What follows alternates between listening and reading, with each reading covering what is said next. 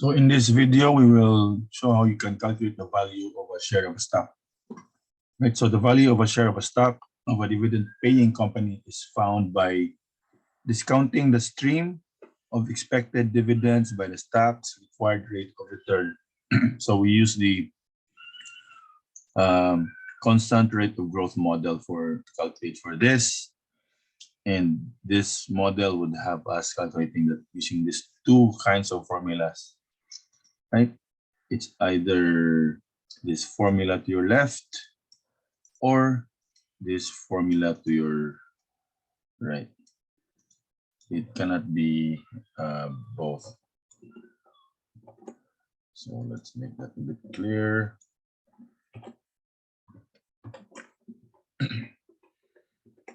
I will go over the difference in a bit. So what do this symbol stand for? This first symbol, P0, is the value of stock, where P0 is the current price. EG is the expected constant dividend growth rate. It's here. Your RRE is the stock's required rate of return. D0 is the last dividend paid, which was assumed to be paid yesterday. And your ED1 is the next expected dividend assumed to be received in 1 year. So when you calculate, you'll be either be provided with D0 or ED1. So this is why you can either use this formula to your left if you're provided data regarding the next expected dividend, or you can use this formula if you're provided data about the last dividend paid. So let's look at two different examples now to calculate using this formula here. Right, so first example is this question here. Assume you have compiled the following information regarding a stock. So for this, the last dividend paid was $1.75 per share. The expected constant dividend growth rate is 8%. Current actual stock price is $14.57. The beta coefficient is 0.88. The risk-free rate of return is 5%, and the required rate of return in the market portfolio is 12%. So we have a lot of information here. What is the expected current value of the stock? So when we're asked for the expected current value of the stock, right, we know that we have to use either this formula here or this formula here. So let's first write down what we know. What we know are this. If you want to calculate for this formula, we know that we were given the stock price, D0 of $1. The last dividend paid was $1.75. So we would know at least that we need to use this formula. So what do we need to solve for this? Sorry, not that one, but the other one. D0, because we have this from information.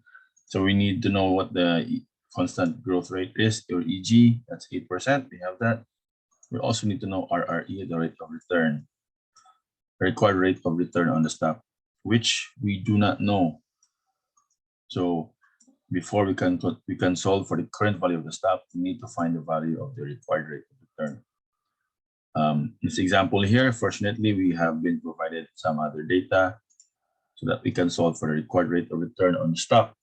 And we know that to solve for the required rate of return on the stock, we can use this formula here, which is your risk-free rate plus the resulting calculation for this, which is your beta coefficient multiplied by the difference of your required rate of return on the market for the stock minus your risk-free rate.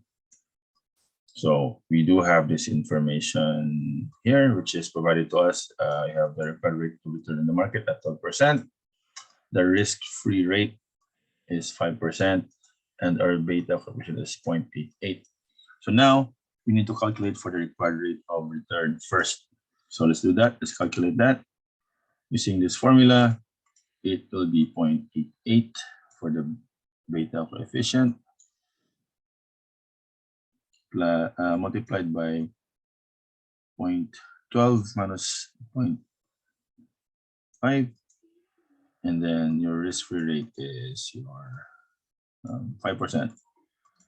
Yeah, this is just, it's not different from what we showed earlier, but just to make it less confusing, we actually have entered the data differently. It's just, sorry, let's just move this here. So it matches the formula that we use above, which is essentially the same, right?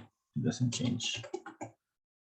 So now it's not as confusing. So your risk rate here is 5%, beta coefficient of 0.88, required rate of return in the market is 12%, and your risk-free rate is 5%. So when you solve for this, you would have, oh, here we go again. I don't know why I use this. Let's just move that here. Avoid confusion. Let's follow the formula that we use for the risk-free rate on the other side. There we go. It matches what the order in our formula basically. So 0.12 minus 0.05 is 0.07. When you multiply this with the beta coefficient of 0.88, you get 0.0616. Adding the risk rate of 5%, you get 0.1116 or 11.16%, which is the required rate of return.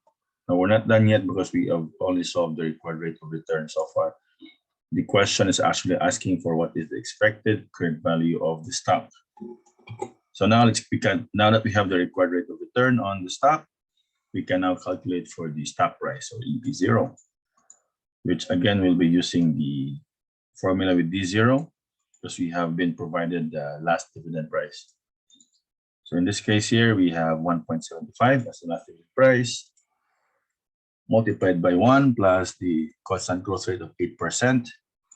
And the result of this, the product for this, will be divided by the difference of your required rate of return minus your constant growth rate. So we have the last dividend price of $1.75 here, times 1 plus 0.8 is 1.08, divided by the difference of the required rate of return, RRE, minus your EG, or growth rate, is 0.076. Calculating for this, you have 1.89 divided by 0.0316, or $59.81.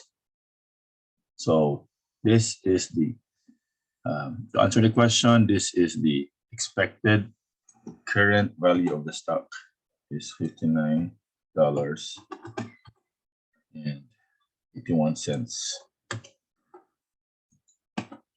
So this is an example where we use this formula. Now let's take a look at another example where we use the other formula. For that example, let's just look at this question. What is the expected rate of return on a stock if the net expected dividend, or D1, is $5?